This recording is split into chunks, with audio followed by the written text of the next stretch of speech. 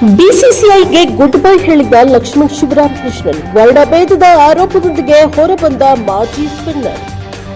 ಇತ್ತೀಚಿನ ಕ್ರೀಡಾ ಲೋಕದಲ್ಲಿ ಸಂಚಲನಗೊಂಡಿರಲಿ ಭಾರತದ ಮಾಜಿ ಸ್ಟಾರ್ ಕ್ರಿಕೆಟಿಗ ಲಕ್ಷ್ಮಣ್ ಶಿವರಾಮಕೃಷ್ಣನ್ ಬಿಸಿಸಿಐ ಕಾಮೆಂಟರಿ ಪ್ಯಾನೆಲ್ನಿಂದ ನಿವೃತ್ತಿ ಘೋಷಿಸುವ ಮೂಲಕ ದೊಡ್ಡ ಬಾಂಬ್ ಸಿಡಿಸಿದ್ದಾರೆ.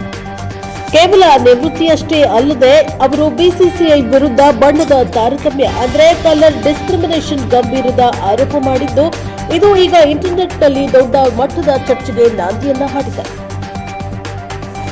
ಭಾರತೀಯ ಕ್ರಿಕೆಟ್ ನಿಯಂತ್ರಣ ಮಂಡಳಿಯ ಕಾಮೆಂಟರಿ ಪ್ಯಾನೆಲ್ನಲ್ಲಿ ದಶಕಗಳ ಕಾಲ ಧ್ವನಿಯಾಗಿದ್ದ ಮಾಜಿ ಲೆಗ್ ಸ್ಪಿನ್ನರ್ ಲಕ್ಷ್ಮಣ್ ಶಿವರಾಮಕೃಷ್ಣನ್ ಅವರು ಶುಕ್ರವಾರ ತಮ್ಮ ವೃತ್ತಿ ಜೀವನಕ್ಕೆ ಹಠಾತ್ ವಿದಾಯವನ್ನ ಘೋಷಿಸಿದ್ದಾರೆ.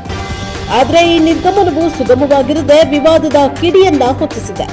ಶಿವರಾಮಕೃಷ್ಣನ್ ಅವರು ತಮ್ಮನ್ನ ಬದಿಗಿರಿಸಿದ್ದಕ್ಕೆ ಬಣ್ಣದ ತಾರತಮ್ಯ ಕಾರಣವೆಂದು ನೇರವಾಗಿ ಬೆರಳನ್ನ ತೋರಿಸಿದ್ದಾರೆ. ಇನ್ನು ತಮ್ಮ ಅಧಿಕೃತ ಎಕ್ಸ್ ಖಾತೆಯಲ್ಲಿ ಈ ಬಗ್ಗೆ ಮಾಹಿತಿ ನೀಡಿರುವ ಅವರು, ನಾನು ಬಿಸಿಸಿಐ ಕಾಮೆಂಟರಿಯಿಂದ ನಿವೃತ್ತಿ ಹೊಂದ್ತಾ ಇದ್ದೇನೆ ಎಂದು ಬರೆದುಕೊಂಡಿದ್ದಾರೆ.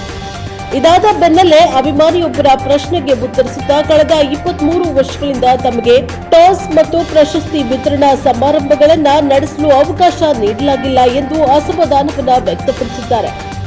ರವೀಂದ್ರ ಶಾಸ್ತ್ರಿ ಅವರು ಕೋಚ್ ಆಗಿದ್ದ ಸಂದರ್ಭದಲ್ಲೂ ಹೊಸಬರು ಬಂದು ಪಿಚ್ ರಿಪೋರ್ಟ್, ಟಾಸ್ ಮತ್ತು ಪ್ರೆಸೆಂಟೇಷನ್ ಕೊಡ್ತಾ ಇದ್ರು.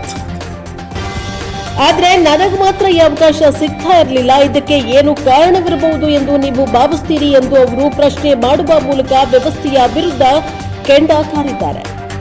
ಶಿವರಾಮಕೃಷ್ಣನ್ ಅವರ ಈ ಪೋಸ್ಟ್ ಕೇವಲ ಅವಕಾಶದ ಕೊರತೆಗೆ ಸೀಮಿತವಾಗಿಲ್ಲ. ಮತ್ತೊಬ್ಬ ಅಭಿಮಾನಿಯ ಪೋಸ್ಟ್ಗೆ ಪ್ರತಿಕ್ರಿಯಿಸುತ್ತಾ ಬಿಸಿಸಿಐನಲ್ಲಿ ಬಣ್ಣದ ತಾರತಮ್ಯ ನಡೀತಾ ಇದೆ ಎಂಬ ಅರ್ಥ ಬರುವಂತೆ ಮಾತನಾಡಿದ್ದಾರೆ.